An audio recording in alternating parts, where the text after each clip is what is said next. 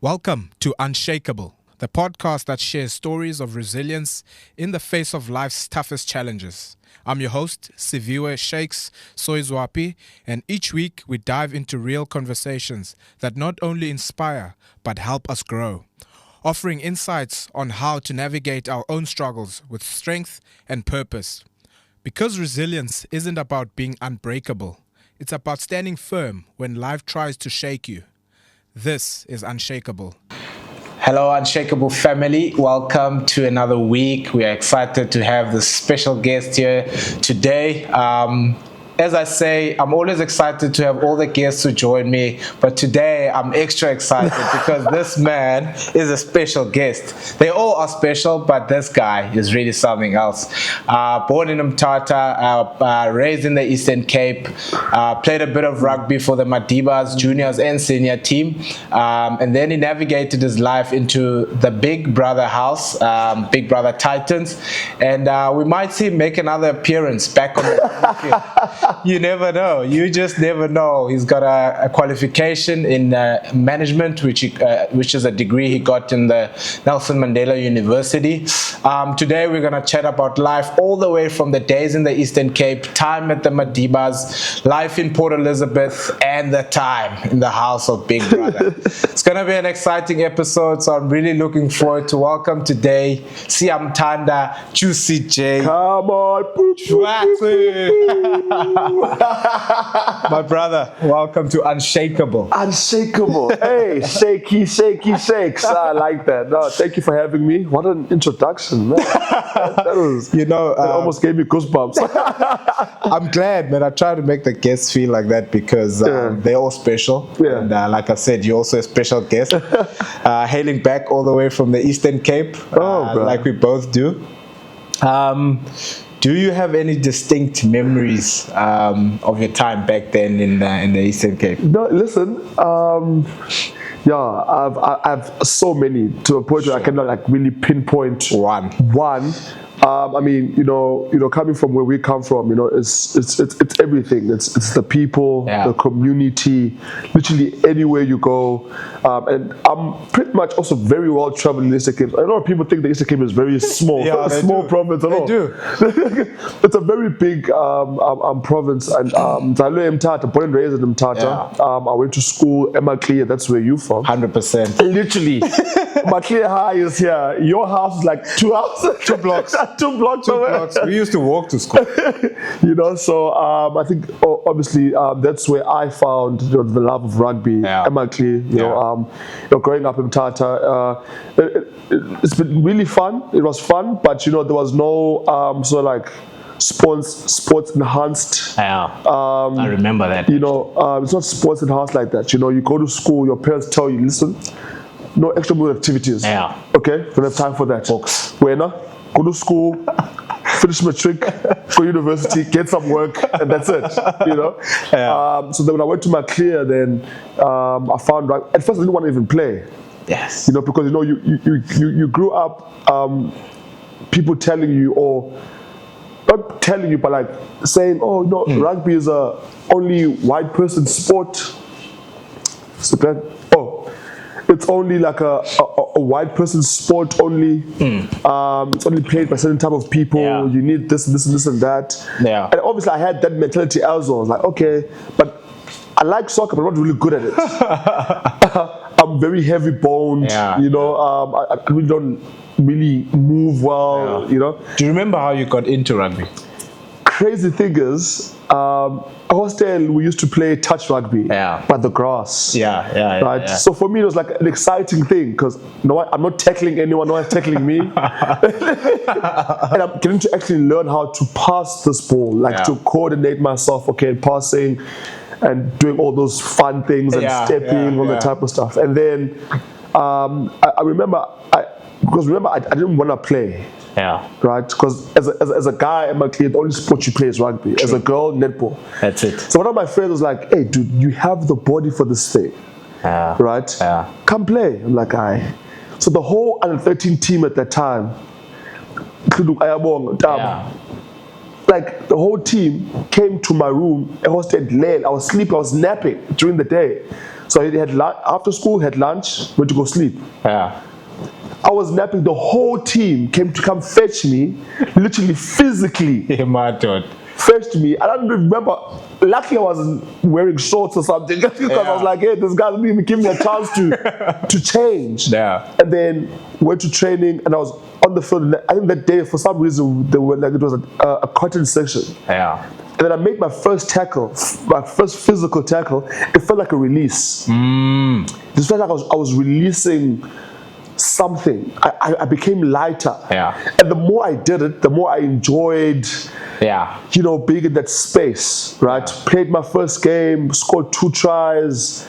I was very amazed by what was happening, you know. And your ability, what you can do. And the ability and what I could do. But obviously I still needed to find work. I still didn't know what offside lines are. Yeah, the rules and all of that. Yeah, but Ayabonga, my friend, he took me through it. Like he literally, I mean, him being the captain first of all, and being the player and one of our best player at that time, and then having to do a coach's job as well. That's leadership. Yeah, so he took me through everything because I played lock and then he played 8th man. So everything. So sometimes if I didn't get up in the scrum, he would pinch me in between my legs. It would irritate me. It would make me angry.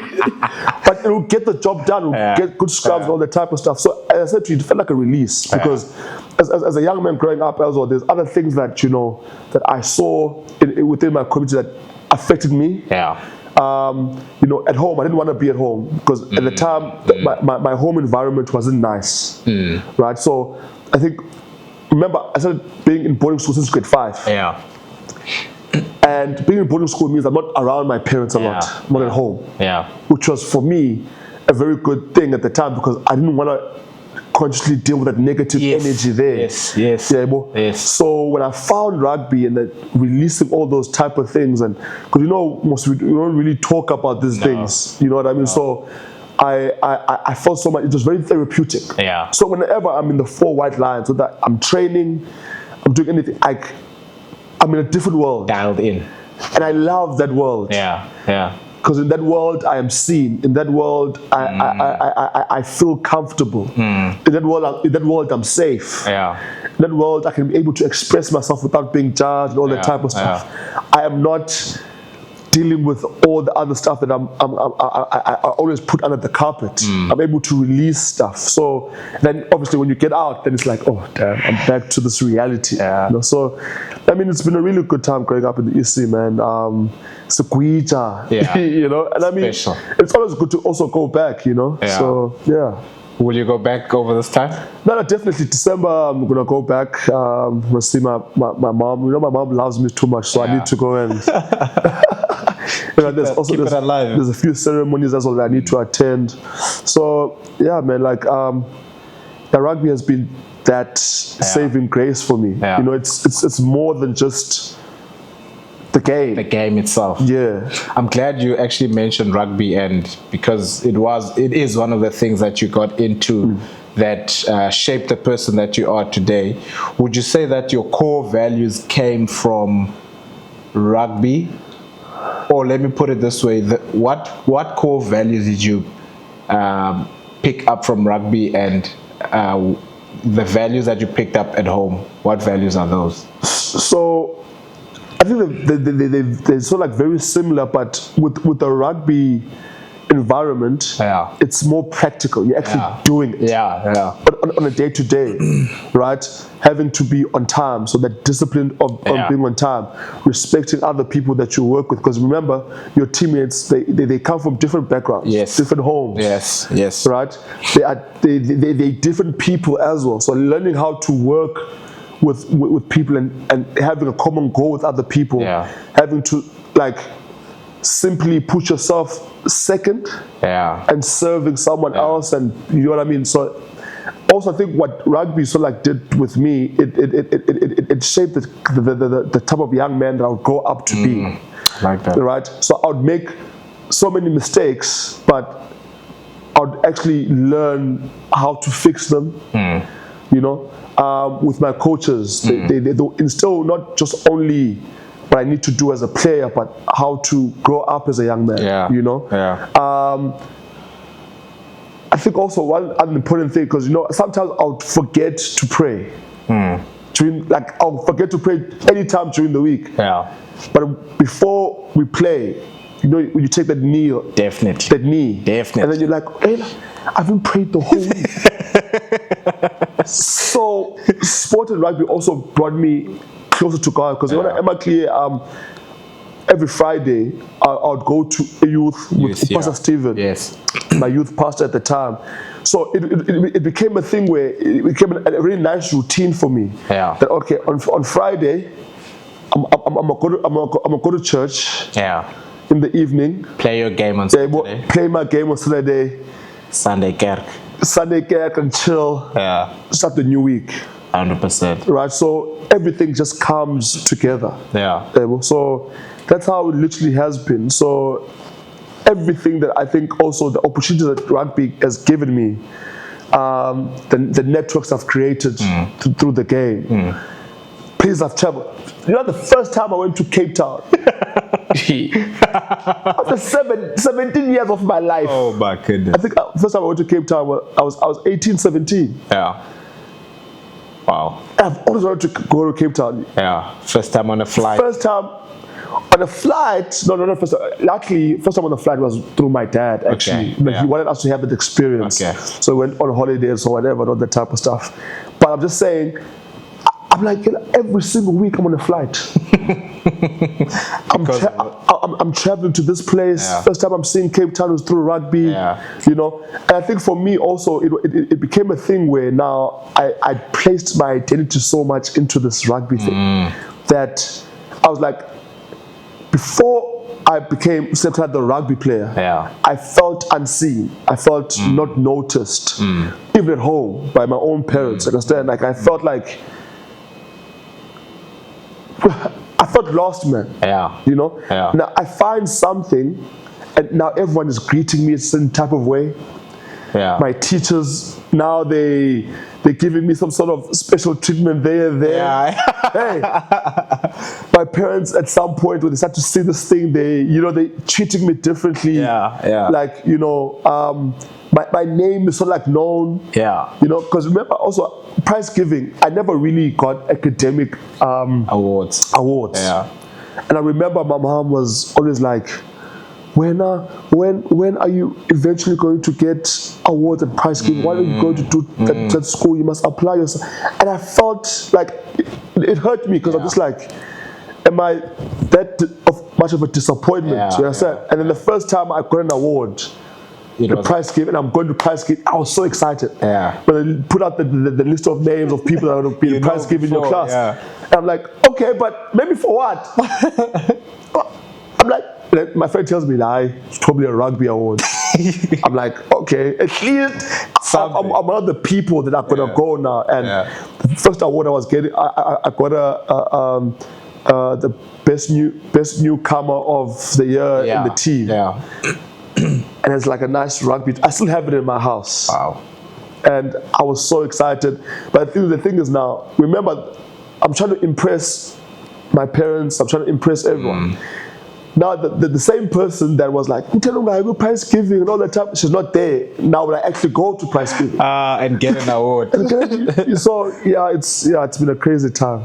I like what you said about winning with the team. You guys are so different. This is what makes it special for me as well. Yeah. Like, we are all different. We are a big group. We are diverse, and we come together. We put our differences aside, and we use our differences as a strength, and then we work towards the same goal, not even a similar goal, the same goal. We want to achieve something together. For me, what you said, that is what I love about rugby as well. And then obviously you went on, you studied the rules, you became great. I put you under his wing, and you became a formidable player, got your award. When did you then realize that I can use this as a vehicle in my life? It's not just a game. When did rugby become real to you, where you are like, I can make a career out of this? So when I went to my first under 13 Crave tournament, and we I think it was in Joburg somewhere. I think the Falca were hosting it. Yeah. And I saw how broad this rugby is in South Africa. And I'm seeing other kids my age, some of them very big, and you're seeing the whole ecosystem around them. Like, yeah, this thing is actually really serious. Like this, you can actually aim to get to this type of levels. Yeah. And you're seeing like Springbok coaches being around you, shaking your hand. Yeah. And then you start also to be educated because, mind you, one other thing about being in Eastern Cape sometimes is that you seem to not see the bigger vision because you're not probably exposed to it or educated about it. Yes. Right? If, for instance, I'm in Eastern Cape somewhere and I'm like, okay, I see something on TV, I'm like, I want to be a swimmer. Right? And you normally first you underestimate yourself because you're coming from the Eastern Cape. Yeah. No one is actually giving you much information on how to go about if you want this thing. Because also at school, the only thing that you're doing is just studying books. That's it. There's no sports enhanced things. There's no information that you are given to upskill you. Now, what people tend to forget is that not everyone is going to be a good academic. Your path is not always just going to be academics only. I think that's where other people fall off. You find this about people that actually have other talents. They've died with those talents because it was never nurtured. It was never. So when I saw that at the Craven League tournament, I'm like, yo, if I can actually apply myself a lot more, train a lot harder, put time in investing in my craft, I can actually one day potentially be a pro rugby player and a Springbok. And then when that happened, after that tournament, I was given a sports bursary at Queen's College by one of the old boys there. Through Mr. Robbie Kempson. Now, a former Springbok, super sport commentator. He saw me by and is like, dude, you need to get this guy. Now, mind you, that takes away a load for my parents in terms of school fees, all that type of stuff. And I'm like, now they're impressed. Finally. And first funny thing is, I actually applied to Queen's first. I remember going there for interview and applying. And I was hurt that I wasn't accepted. The next year, I get a call, but Sia, would you like to come to Queen's College? I'm like, sir, if you want me to pack my bag tomorrow, I'm coming. I'm there. You know? And that was one of my biggest joys because I was like, I wanted to go to that school. You know, not just for the rugby, but like holistically. Like Queen's College to me was one of those schools that I'm like, hey, I really want to attend the school. 100%. You know? And then, you know, mind you, my dad at the time was like, you know, hey, we'll make it happen if you really want the school. Because I went to my parents and said, I want to go there. I had to go online to go get application forms. You got the forms for them? I got the forms, everything, and I took them to my mom. Like, Mom, please, sign this, submit it. I even checked with my mom in the week. Have you sent it? You know. And then I got in, and then from there, best 3 years of my life in that high school. I was exposed to a lot as well. Played Craven Week. 2015, I was the captain of the border CD team. Then 2016, I was actually in the border because, you know, playing border districts, you want to also play for the main guys. The border, you know? You want to play for the main guys, and then, you know, from there everything just took off. You know. What I didn't ask you was the day when they went to your room from training to lift you out onto that field. How old were you? I was under 13. I was probably 12. So you're 12. So you 11, say that you started playing rugby when you were 12. That's what I started. Introduced to rugby when you were 12, and then the next year you made Craven Week. Wow, under 13 Craven Week. And it's crazy because most people, well, that's actually late. It is. That's actually late because... especially in South Africa. I started playing rugby at like 9 years old. Yeah. Exactly. Getting all those skills, all that type of stuff. Yeah. And that's what I know in South Africa for sure, that's late. And in other countries like New Zealand, I know even younger. And that's why they're so great at what they do. So at Queen's College, what is it about it that attracted you so much?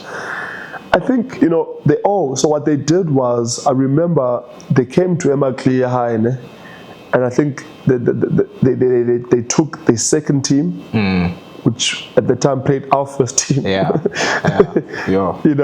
And they gave us like a proper hiding. And then there was also under 15, the type of stuff. Yeah. So the way that, what I saw when they arrived at the school, the way they carried themselves, the way that they played the game of rugby. Yeah. And I'm like, man. There's levels to this thing. There's levels to this thing, And I'm like, where's the school? The guys look like it's in Queenstown. Yeah. And I started doing my research about it, and I looked it up online and stuff. I'm like, okay. Yeah. Because I tried Selborne as well, but I also was rejected in Selborne, but when I was younger, And my mom always wanted, us to go to like really like nice schools. Yeah. But obviously, the thing of information again.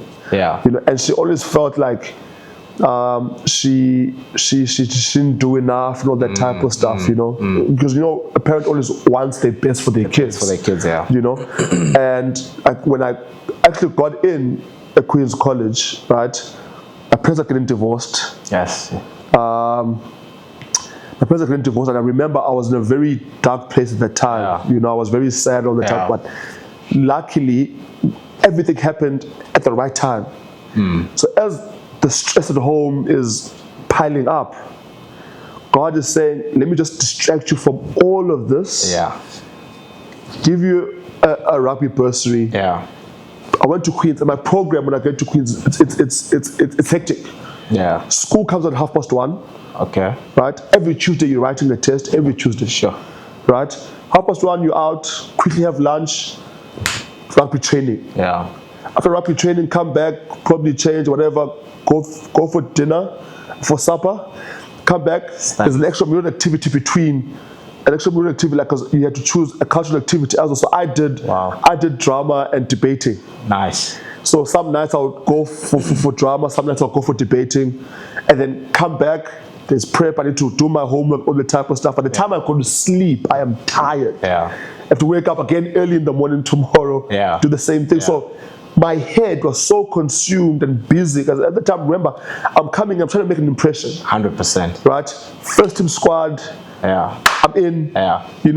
With this kid from Maclear. Some people don't even know where Maclear is. A lot of people don't. But some people looked at me and underestimated me, like, he doesn't even deserve to be here. Yeah. All that type of stuff. Why are we? I remember one training session, one of the guys was like, why is he even here? What's this Maclear thing? Where's my? Do you know what I mean? And I'm like, okay. I actually have so many questions.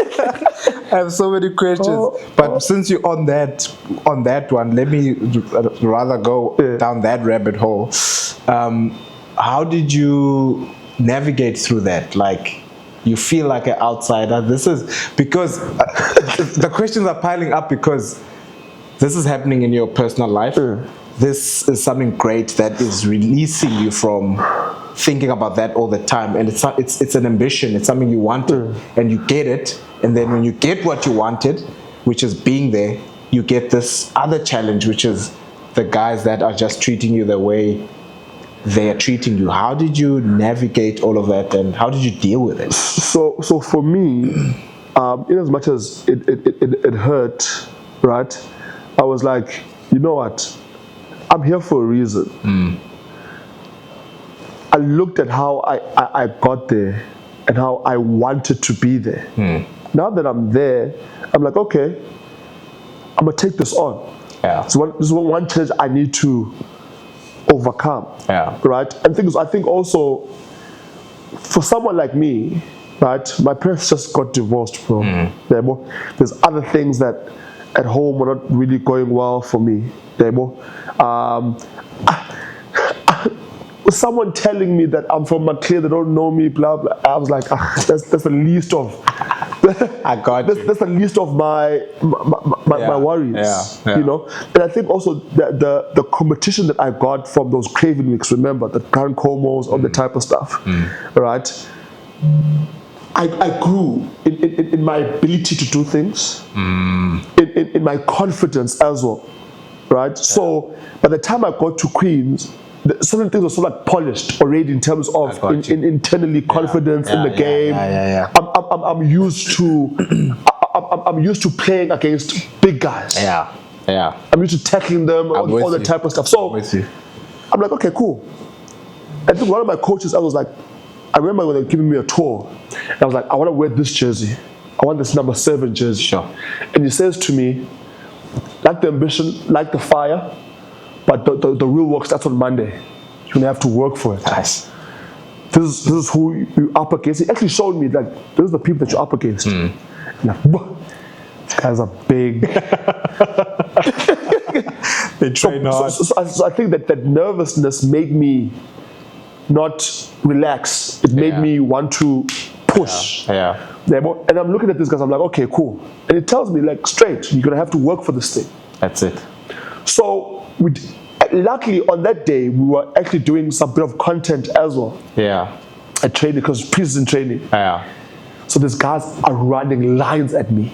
I'm confused about the part.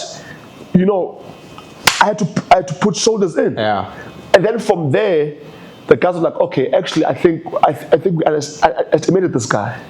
They started earning my respect of my peers. And then from there, you know, you start to be a team. You know? So it's one of those things where sometimes people will look down upon you. They won't respect you. But respect is not something that's given. You have to earn it. No, so I think I earned their respect for them to see me. Okay. I think we had the wrong way. So, and I like having to earn things, not just give it to me. Do you understand what I'm trying to say? So, that the feeling of also earning people's respect, they don't know you, it's also, you know, the cherry on the top for me. It's like you can keep chatting, but you'll see. You will eventually see. You know, and that's the confidence that I feel like with where I am right now. I want to inspire like other young kids, more especially from the Eastern Cape, to have that. And not see yourself as less than. You understand? I like that. I like what you're saying, and it also takes me back to what you said about wanting to, having this desire to go to Queen's College. Because for me, I know I already, when I was in Maclear, I had exactly the same thing that you said, like how you feel about yourself. And then when you see another level, like for me it was Dale. So Dale was the other level for me. I want this. I can actually level up. But then when you get there, you have this inferiority complex, and you are your own worst enemy within your own head. And what you're saying now and wanting other kids, young kids, to not have that is special. And it's actually a duty of ours to be able to, because they're gonna be just like us. They're gonna have the same feelings, but it's our duty to be able to look back at them and assist where we can. What you said now about the guy that was kind of trolling you at training, it took me to the next question I wanted to ask you. What about rugby built your strongest part of your character? And then you mentioned this. Now I'm wondering, is it the naysayers and the people that were against you that built the strongest part of your character? Or is there something specifically in the sport of rugby that did? Man, the Shakes, I think for me, it was just the dream of wanting to be a Springbok and a professional rugby player pushed me more than anything. I got you. I knew that, hey, you're not just going to get there. You're going to have to work for you to get there. And I was like, okay, if I cannot handle the challenge of Queen's College, and the new challenge that's going to come, and having to play against these big schools, and there's kids that come from these big schools and well coached and all that type of stuff. If I don't handle that level, how do I think I'm going to be able to handle the level of being a professional rugby player? Yeah. And one thing about growth is sometimes you get afraid. Yeah. To take it in. Yeah. And move forward with it. Yeah.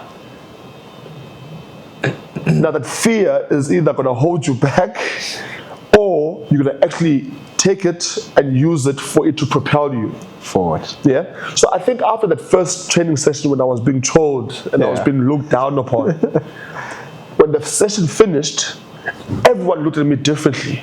But also for me, it was even a more confidence boost that, okay, I can wait for the next training session. Let's go. Let's go. Let's go. And then you in the mix. Next thing, you in the cares training squad to travel. Oh yeah. To cares. Yeah. Mind you, this is my first year at this place. It was rapid, bro. You started at 11 to play rugby. Let me tell you, so we're traveling on the weekend, ne? so we're traveling on the weekend to Cares, 2015. The Wednesday, the coaches pulled me aside to tell me I'm not gonna go anymore. Why not? They feel that I still need to, grow in a way. I don't know. They're just like, oh, you still need to. So we feel like you play a bit of second team rugby. You bench for us, obviously. Wow. But I think we just need a bit of that second team feel and the type of stuff. Because also remember, I think some of the people felt like, hey, it's your first time here. You can't just be in first team and all the type of stuff. Why not? So I'm like, okay. Disappointing it was. I was leaving. I was preparing to leave that week. Wow. To tour. Okay, cool. I'm not saying that there was not things that I needed to learn. Yes. Yeah. You're always learning each week. For sure. Do you understand what I'm trying to say? Yeah. Played a bit of second team rugby at the beginning. It was fine. I wasn't, But still enjoying it. Still enjoying it. Yeah. I knew that, okay, my time eventually is going to come and came. Yeah. So it's just going through the phases and just being patient sometimes, because we tend to lack patience. Yeah. I think God's timing is always the best. Yeah. So when it eventually happened, I got in, got the jizz, and I never let go until I matriculated. Yeah. You knew. Because sometimes if you rush through things and you rush through your life and you're not working within God's time, yes, you'll probably get it, but then there's a difference between getting something and being at the top. Yeah. And then there's a difference between being there and getting there and staying there. Yeah.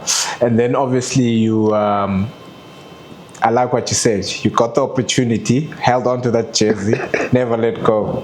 The rest was history. Played first team rugby, moved out of school, and then played for Madiba's under young guns, and then represented the Madibas at the varsity level. There was a turning point though, the ACL, the big knee injury. Yeah. Tell us a little more about it, because it changed the trajectory of your life. So 2022, we're playing Marty's in Staley's, right? My first time actually playing at the Thunder Craven Stadium. Wow. Mind you, before NMU, I was actually recruited to come to Marty's. Okay. So I think after my Cape Schools week 2017, there was scouts. There's a guy that really wanted me to come to Marty's. Okay. But on the hindsight, my marks were not really good enough to get me in. Yeah. I was very disappointed, but found my way to NMU. Anyway, we play against Marty's, and I get injured. Now, I didn't think too much about it because I actually walked off the field. I actually walked off the field. I didn't think too much about it. I get home, hey, I'm seeing this thing, it's swelling. Last game is the following week against Shimlas. And mind you, this season of 2022, this Varsity Cup season, I'm playing really well, like I'm on fire. To a point where I'm attracting new eyes. I had even, agents approach me to like, hey, dude, keep working up the numbers. We can work something out for you. Blah blah blah. The following year, I'm getting an opportunity to go to play my last Varsity Cup year at Wits. Right. New set of eyes. Wits Lions. Change of scenery because I've been in PE since 2018. I'm excited for this new opportunity, bro. So now I'm like, hey, if I don't play this game, mind you, in the week, I'm one of those guys where, hey, this guy has to play. So the physio doesn't really say, hey, maybe not scan take it out. Did they not scan my brother, they were just rubbing all the time. Let's don't train Monday, Tuesday, Wednesday. You just train once this week on Thursday. Let's see how it feels. Now, with also being me, I'm not telling him, hey, this thing is not really comfortable. I strap it up. Last game, because I knew that was my last game playing in the Madiba's field, in Madiba's jersey. Mind you, I had so many memories at Madiba's, good and bad. I have so many tears that I've shed in that jersey and in that place, right? So I'm like, okay, I'm gonna give it my last one. So the coach is like, should I start you or should I bench you? I'm like, bro, I'm not an impact player. Put me on first. Let me give you my best full 40, then take me out in the second half. He says no. Second half, I was like, no. So I go in the second half, I play my last 40. I'm playing with an injured knee. But I don't know how bad this thing is. And then I'm trying to get ready for the club season. Just to make sure I keep fit on the type of stuff. I'm excited about Wits next year, Lions, blah, blah, blah. Hey, to our opera, go and get scanned. I get scanned, they tell me. How did the second half go? We lost, but I played well, though. Do you understand? But we lost. And then I go for the scan. They say I need to do surgery. So the doctor's like, you have to do it because even if you do go in, to your prison training now in December, you will still come back to me worried about, you know what I mean? Was it a clean rupture? Yeah, it was the ACL off. I did the surgery. Now, mind you, in that time, I'm doing everything, I'm alone. Going to the doctor, I'm alone. Coming out of it, I'm alone. There was something that I did that disappointed my dad in between that time. Disappointed by both my parents. I was even disappointed with myself as well. And I got to a really dark place, man. I remember when I woke up, because it was supposed to be 2 hours, and then it turned into 5. And I woke up in tears. And the first thing I wanted to do was call my dad to apologize and just tell him I love him. You know what I mean? I was alone. So all those emotions, everything started boiling in that moment. Because also now, I'm 12 months out, and I look at this knee and I'm feeling like there's no way I'm gonna make it back to because this is my first major big injury. I've never been injured like that before. My injuries were like small niggles. Some people's careers. It's a small niggles. I'll probably be out for 2 weeks. 2 weeks, then I'm back in again. This time around, this is my first ever big challenge. I'm looking at this knee and the way that it looks, and I can't move anything. It's so painful. And I'm like, hey, I'm not gonna play rugby again. Now you're taking away something that has been an escape for me, that's been therapy, that has given me family, friends, that has given my life purpose. All of a sudden, it's no more. Remember, I placed my identity in this thing to a point where I didn't see myself outside being SIYAMTHANDA, the rugby player. Yeah. I didn't think SIYAMTHANDA would be anything else. Is enough. Yeah. Ooh. Do you understand? Ooh. I needed to be SIYAMTHANDA, the rugby player, because I felt enough there. I felt seen. I felt wanted. So now you're taking this thing away. I'm like, what am I now? So all these things are, it's heavy. And then I called a friend of mine that I normally wouldn't call. Like I don't talk to her a lot. I call her, I'm like, I'm going through this. And I tell her everything. Mind you, this lady, I last probably spoke to her like, I think 2022, I probably last spoke to her, 2013. Yeah. I had to find a way to go around looking for her number. Something said. What made you think that you must speak to her? I don't know. I'm like, how can I get her number? So at that time I was talking to her friend. I'm like, please, man, give me Magazu's number. And then she gives it to me. Like, actually call her and ask her if I can have her number. So then I call her. It's like, oh, see, it's been a long time. Blah blah blah. Bro, actually, so I'm going through. I was in the room by myself. I was in the dark room. I closed my curtains, whatever. So I call her. I tell her, listen, I'm actually being vulnerable with this person. Telling her everything. How it is at home, blah, blah, what am I dealing with, the mistakes I've made, the problem I have with this and that. I almost committed suicide, blah, blah, blah. And she says to me, go and, you know what, you've tried everything in terms of talking to people, all the type of stuff. How about now you surrender all this that you're feeling now? Surrender to God. Be in a state of surrender. Give it all to God and then just see what He does. So after that call, I literally just, mind you, with a bad knee, I just literally fell on my knees. I'm like, God, listen, I'm not going to worry about what's going to come next now. I'm giving it to you. Like, I'm wholeheartedly saying, I'm giving it all to you. Next day, woke up, went to the gym with a new energy. Went to the gym, I'm like, okay, cool. Let's just first do rehab. Let's start there. Let's do rehab, let's get back stronger. Where you're going to play, it's not mind about now. Which team you're going to play for, let's not worry about that now. Let's look at what's working for you now. Next month, you're graduating. That's a plus. Yep. Gotta count the positives. You're getting stronger.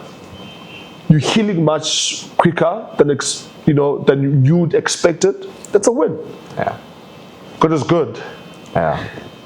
Next thing, I'm sitting in front of the TV. I'm icing my knee. There's an advert that comes up because I normally watch an omnibus at the Queen on. Yeah, I used to love watching the Queen. On Results Imagine. Yeah. And then there's an advert that comes up, says, Big Brother Titans, you want to be a Titan, audition, blah, blah, blah. I kid you not, I'm wearing a vest. I don't have a haircut on. My hair is this big. Going through it. Something just said to me, just put up your phone and do the video. There. Mind you, I don't even know how I'm going to do this thing because I'm still, I still have a bad knee. Put my phone there, I just talk to the camera. Next thing, my audition phase is going really nice. I'm healing nicely. This side, the audition phase is going very well. I'm going to every single round of audition. Next thing, I'm a reality TV show the next year. First 3 months of the year, the biggest reality TV show basically in the whole of Africa and the world. How far are you with your knee? That time, I'm bending it. My brother, I'm still feeling a bit of discomfort there. I'm working and all the type of stuff. I had a knee brace in the house in case it started like swelling up sometimes, because normally it would swell up because there's too much activity that I'm doing. Yeah, just to support it. Just to support it. Next thing, my name is known everywhere. I come out the house. I come out the house and then my life has changed. Ne? Now I'm into social media influence. I'm an influencer. I'm a brand influencer. I do most of my work in front of the camera. I'm still aligned with the rugby space in the sense that first ever big international brand trip that I had was to go to the Rugby World Cup 2023. Wow. Mind you, when the Springboks won the Rugby World Cup in 2019, I remember that feeling when Uma Pipi scored his first try at the World Cup final. Yeah. And the way that he scored it and the way the guys won the game, I called my mom. I'm like, Mama, I'm going to work so hard that 2023, I'll be in the next World Cup. Making a comeback. I'll be a Springbok. Yeah. I'm going to France 2023. Little did I know that little did I know that God said, okay, cool, you're gonna go, but the role is different. Now my role was to obviously the social media part of things, right? That would eventually propel me to where I am today, where I'm a sports broadcaster, super sport with the rugby. Yes. Now, mind you, that year, I had influenced people from East and West Africa. Wow. In following the Rugby World Cup through my eyes and my content that I do on my social media. They were following the Rugby World Cup through me. Wow. Most of the people that followed me are from Big Brother, because most of them that used to West Africa, some are South Africans. Yes. They did not know much about rugby. In fact, they didn't know anything about rugby, but they lived that through me. Wow. The Rugby World Cup final that year, I watched it in Nigeria with some of my Nigerian friends in the Nigerian pub. Oh my goodness. What a story. Do you understand? And then someone said to me, dude, do you actually see how you've been able to influence people to follow your love and passion for this game? We're watching this thing through your eyes. We're seeing it through you. And I'm like, I didn't think about it that. I'm like, no, man. Because even with this thing, it has taken time for me for it to sink in. Because remember, I've always been underestimating myself. Yeah. And I'm like, actually, this is quite big. Yeah. But now it's a whole different direction. So one thing is that when you allow God to direct you, and God says to you, see, I need you to be there now. But you say, God, can I please be a Springbok first? Then I'll go to where you're taking me, where you want me to be. It's like, no. The time for you now is to go, there is now. Yeah. And when you fight against those things, ACLs happen. Because either way, God's will is going to be, God's will be done. So he says to me, okay, since you're fighting this thing, let me give you... Let me slow you down. Let me slow you down until you actually listen to what I'm saying. Yeah. That's so crazy. Because outside me placing my identity in rugby, I actually now saw my strengths as me being SIYAMTHANDA without the achievements. Please say that again. Without it, after going through all of it, and now you are without it, you ended up seeing yourself as SIYAMTHANDA. Wow, man. Seeing my self-worth, how important I actually am. How Ekaya, my sister, loves me just for being me. My sister doesn't love me because I am her brother from, I'm a famous guy or I'm a public figure. My sister loves me for being me. Oh, you're giving me a headache. You're giving me a headache. Yeah, well, so God had to, and obviously through the journey, you are seeing all of these. You are influencing people, but you're obviously going to see this is not the real love. But if I look at home, or I'm just at home, I actually experience the real thing. mind you, in that platform of Big Brother, I went there being myself. Now, when people love you and accept you and want the best just for being you, what am I changing about myself? Now I'm in big spaces, and I'm with ministers. I'm like, hey, whoa, guys, I'm in so many big rooms, and in the high side of it, I'm just being me. Wow. They appreciate me in being by being myself. I haven't faked anything. Yeah. I'm just me. Imagine you never got the ACL. For some reason, I don't know why, you end up on Big Brother. It wouldn't have been the same, because you wouldn't have made that phone call to, I forgot the name, Umakaziwe. Yeah. And you wouldn't have had a different approach to life. Let me bring it close to home. The first time that I saw you, Emma Clear, you went to Emma Clear High, and I remember that time we were standing in assembly, and you walked to Mr. Prince's class, right? He introduced us to you. Yes. Okay, guys, this is Shakes. He's from here. Currently at the Kings, blah blah. He wanted us to be inspired by, someone that comes also from where we come from. That was highly inspired. But then, the moment that we had our first interaction, right? I think it was in PE, through one of my friends, Amy Bong. Yeah. But then, I promise you, we wouldn't be still mates now if I wasn't genuinely myself when I was interacting with you.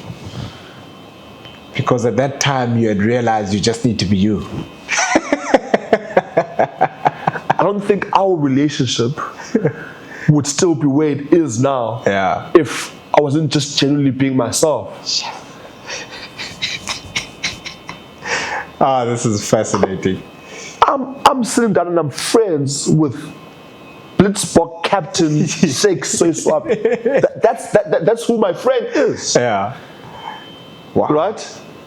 But that wouldn't have happened. I still believe it wouldn't have happened if I wasn't genuinely in line, first of all, with Christ. I wasn't genuinely in line with myself, true to myself and my authentic self. I don't think that would have been a possibility.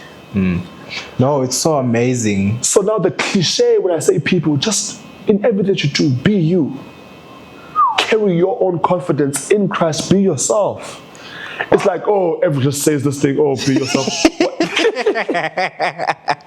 That's what has worked for me. Yeah. That's what I'm saying. That's what has worked for me. Because if I had gone into a platform like that, as big as Big Brother, like that, and I have all these plans and I've planned out, okay, I'm going to come in, I'm going to do this, people will see through all of that. I think what Maclear did, it saw through all the facade. Because I remember when I came into Maclear, I was fake. Because I'm coming from an environment as a young child where I feel like, okay, for me to be accepted by this type of crowd, I need to perform in this way. So, I was going to ask, what did Big Brother teach you about yourself that rugby never could? And I think just being yourself. I don't know. You can elaborate on that if you feel like it. But I wanted also to say, like, rugby is obviously, in the industry of rugby, is this disciplined, structured lifestyle. How did you adjust to now the lifestyle of reality TV, which is more chaotic and imbalanced and unpredictable? So you see, like both sides. So like, I'm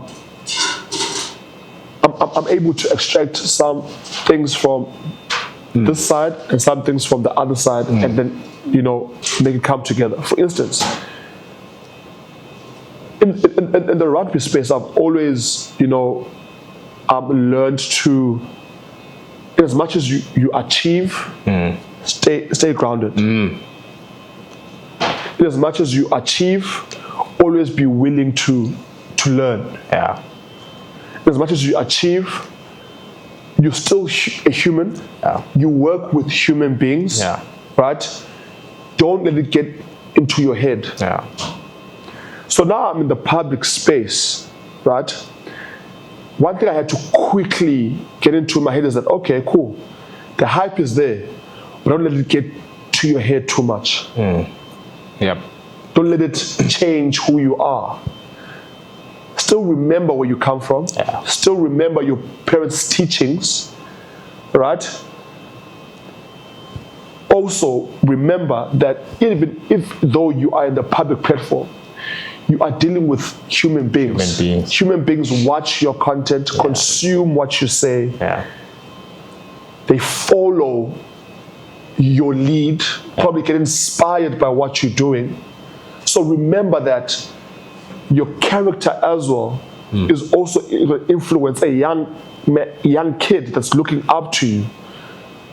So if I am a bad example, right, to a young, it's not about me. If I'm a bad example to another young kid that's watching me, then I'm not serving, the right purpose. Yeah. And also in the rugby space, it's like the thing of, I remember, I was like, you know what? You take on challenges as they come, you adapt. So when I was in the house, I was like, okay, all that I'm going to do is whatever comes towards me, good, bad, I'll find a way to adapt. The challenges I faced in rugby where certain situations are like, okay, guys, we're taking the bus now. Yeah. 9-hour trip from here to there, but we still have to go and do the job though. That's it. So complaining won't solve anything. No excuses. Find a way to adapt. Make it work. Yeah. Same thing with the public space. Sometimes things are going to be thrown at you. Find a way to adapt. So I think that's how both these worlds sort of, for me, helped me to just put things together. Yeah. And it's helped just like shape me within them. Yeah. Right? Yeah. Sometimes I go to places and I move around. I forget that people actually know me. I'm like, oh, okay. Now they're reminding me that, Yeah. Because at the end of the day, I'm just a human being. Yeah.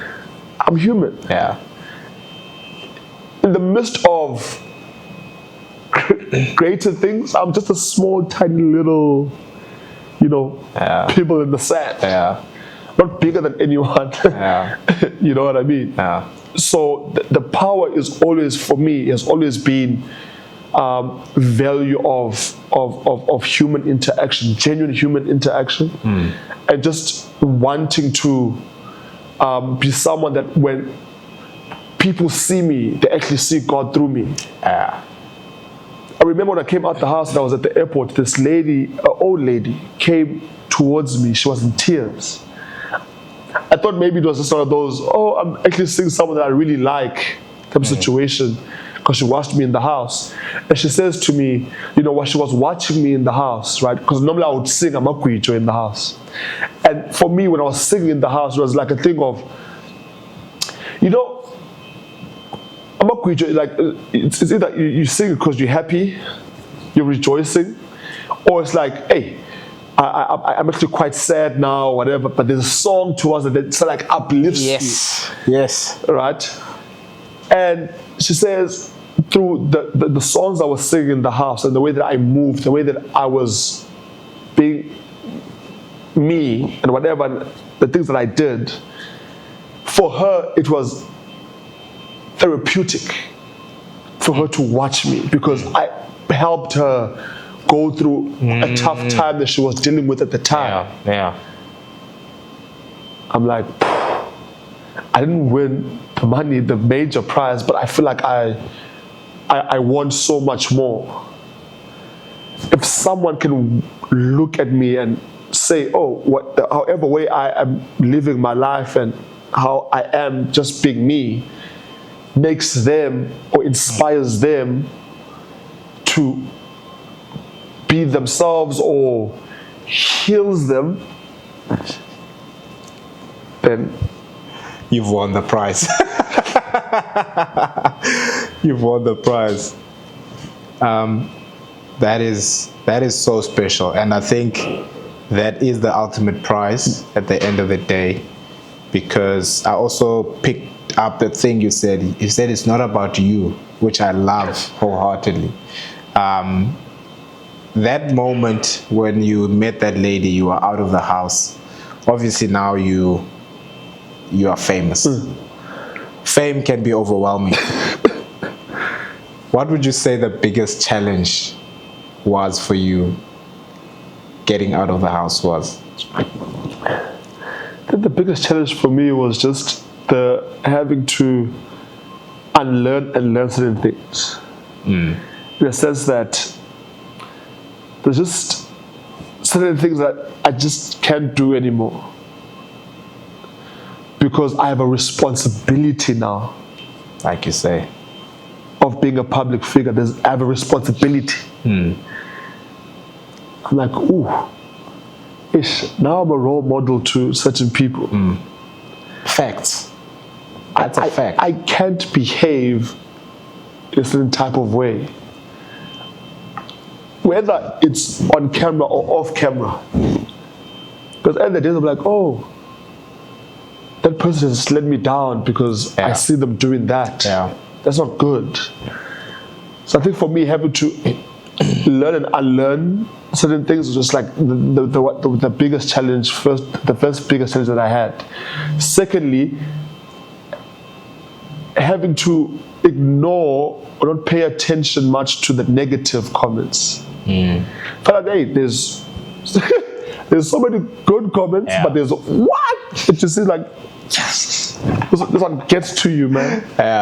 You know, and because I think because you know we coming out, especially in the Big Brother space, you know, you come out, certain people have misinterpreted you and your character or certain things that you probably did or whatever, and they say so much horrible things. I just stay off Twitter for a good year. Sure. So I'll just, if I'm going to it, I'm just posting work, and then I can't be myself because it's like if you just, people are just trolling you, they're saying whole horrible things, and it's like, hey, this place is very toxic. 100%. So let me stay off this platform because I cannot take I still need to operate. Your confidence and your charisma, where does it come from? I don't know, man. I promise there's certain things like my dad, for instance, he played soccer. He was very active. He played soccer, did a bit of boxing. So I guess maybe the athleticism probably comes from him. But there's certain things that my mom would say, where did you get this from? Because no one in this family is like you. You know, like, who did you learn this part of your life from? You're such a social bunny, you there. But your dad is not like that. I'm not like that. Your grandfather's not like that. Where did you get it from, you know? And that's why I always tell my younger brother as well, because, you know, he said at some stage he wanted to play rugby because his big bro plays rugby and all the time. So when he got injured, and I felt really heartbroken. And I'm like, okay, but it's like, okay, I'm not doing that. He said to me, I'm not doing that again. I'm like, okay, that's fine. Because it's like, the only reason why I even did it was to impress you. I'm like, no. Wow. Live your own, like, find your own path. If you happen to like choir, do that. Don't feel like you have to impress me. Do it for you. Do it for you. Because remember, for me, I wanted to go to prize givings because I wanted to make sure that I impress my parents. That I feel worthy enough for them to see me. I was like to him, no, bro, I love you for being you. Find what you're passionate about. I'll support you. So I think for me as well, that's what I did. I just found my own path, my way. it came out of being yourself? Dude, I used to dance. I used to do all type of things. And it's no one in my family can say, hey, they are, like that. Nah, it's within. It's just here. Yeah. And how do you stay grounded amongst everything that happens? Home. Yeah. My people from home ground me. Yeah. My parents, my cousins. Because I stay in Joburg. So whenever I feel overwhelmed and all that type of stuff, I just go to my cousins. Because now I'm an uncle. I just go play with my nephews. Yeah. Because they are not Jucy Jay. SIYAMTHANDA. In fact, yo. Second name. So that's like my family name. That's the name that know. So if you call me Sonwabo, you truly know me. Got you. Like you home, you close to home like that. Funny enough, it's not even in my ID. My ID will say SIYAMTHANDA. But my mom would never call me SIYAMTHANDA. Wow. It would be the Sonwabo. I've never heard my parents even call me by the name that they put on my ID. The name put on my birth certificate, they never call me. Mama, I just say SIYAMTHANDA. No. Sonwabo. It almost feels like it's a work name. Yeah. Oh, and then I always use at school only. Yeah. And then at home, I'm different. But my family, my family, they ground me. Yeah. Some of my close friends also, so that's why I probably never get a big head, because it's like, if I did, you're a celebrity here. You wash these dishes. and I enjoy spending my time with my family a lot. So, yeah. With all that being said, is a return to rugby on the cards? I'm saying this is the first time I actually saying it on a public platform. So you guys are hearing it here first on Unshakable, guys. No, I'm done now. Yeah. I think I'm building myself, on the other side now, where on sports podcasting, TV presenting. Yeah. I have my foot in super sport now, so I want to build myself more towards that line where I am more in front of the camera, because I feel like that's where, my calling has been at now. Yeah. So I see myself in the next couple of years, so like, presenting games, being on the field, taking people through,